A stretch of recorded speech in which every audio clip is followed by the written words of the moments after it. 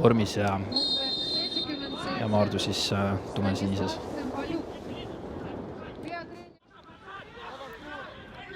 Mankin seal on, tuleb pall kasti ka Volkovi suunas, Volkov pikendab ka või saab lüüa. Tuleb ohtlikusse tsooni pall ka, Manucciol on võimalik lüüa, aga Kruus jõuab varsti, pillab selle, pall on ikka veel lahti ja Paju palli taga. Tuleb tõstab püsti ka, saab löögile ka sealt. Läheb õnne natuke, jõuab uuesti Evansini pall, ikka Evans, suund kasti pool on, tuleb pall keskele ka seal.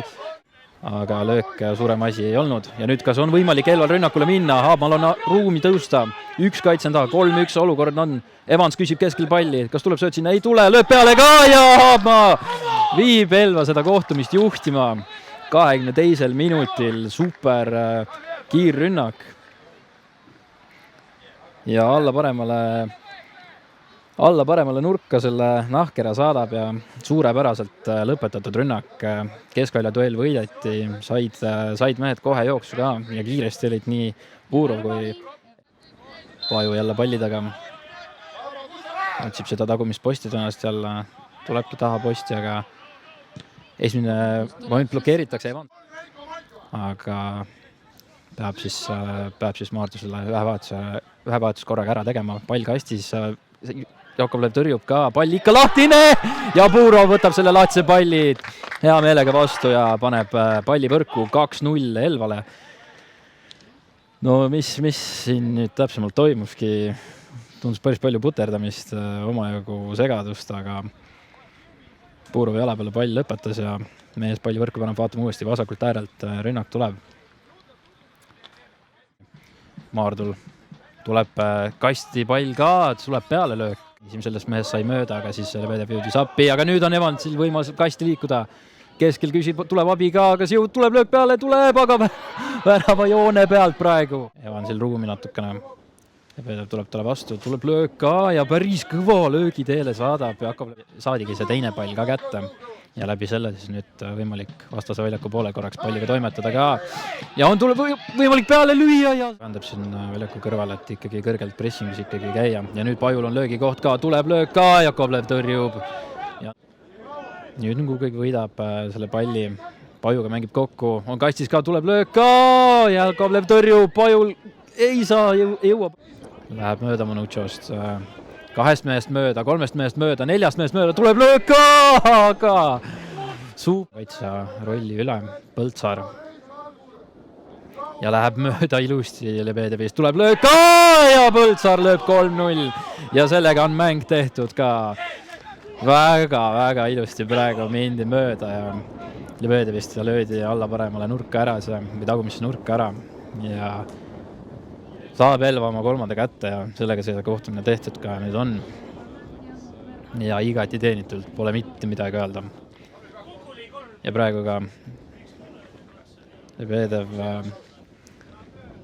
ootas siis, et Põltsar võtab suuna sisse. Ja Maardul päris, kui eelmine aasta siis lustiti korralikult, vaatame seal olukorra ka veel ära seal nüüd. Ja Jakovlev uuesti omadele palli saab.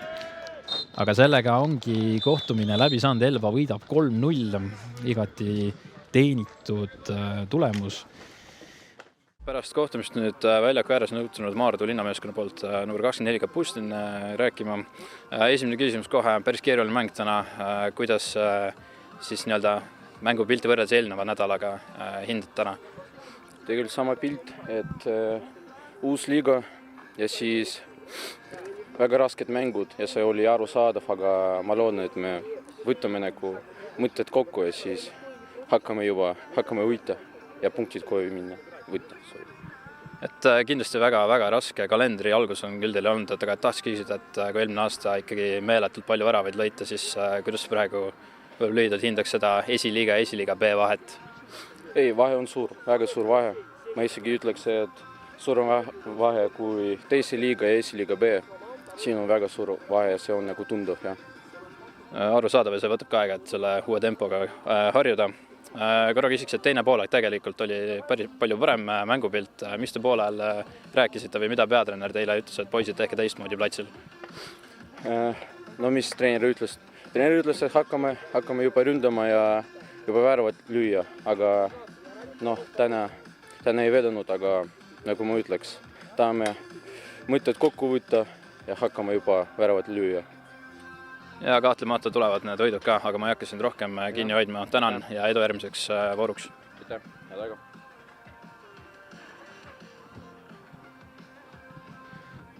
Ja nüüd siis FC Elva poolelt number 14 Haapmaa. Minu esimene küsimus kohe on, et räägi see väravaolukord lahti. Ma saan teiste pallide peal olen ja kuulsin, kuidas Matu Tomson karjus tagant, et mine ise lõpuni ja mõtlesin, mis seal ikka ja läksid lõpuni ja päris minu sarnane värav, ma ütleks, et kiirus on mu põhimõtteliselt ainus tugevus. No, tuju tundub igatahes hea praegu. Kuidas võib-olla tervet mängupilti meeskonna poolt hindad? Kõva võitlus oli platsil, et mis mõtted on? Kõva võitlus oli kindlasti, et aga me oleme Elva, me sellega tegelemegi, me alati võitleme lõpuni. Ma arvan, et esimesed 10 minutit olid natuke rasked, ei saanud nagu väga hästi mängu sisse, kaotasime pikki palle ja õhuvõitlusi, aga pärast seda juba võtsime kokku ennast ja suutsime ära vormistada selle mängu. Aga võib-olla millele veel tähelepanu tahaksite pöörata või mida veel lihvida võiks? Et iseenesest veenev võit oli, aga võib-olla midagi konstruktiivseks edaspidiseks? No eks me areneme kogu aeg ja areneda on igas mõttes, aga hooajal on okei algus tehtud, et 2 mängu 4 punkti ei ole mingi häbi asi ja proovime areneda igas trennis ja igas mõttes. Arusaadav. Palju õnne veel kord ja edu järgmises voorus.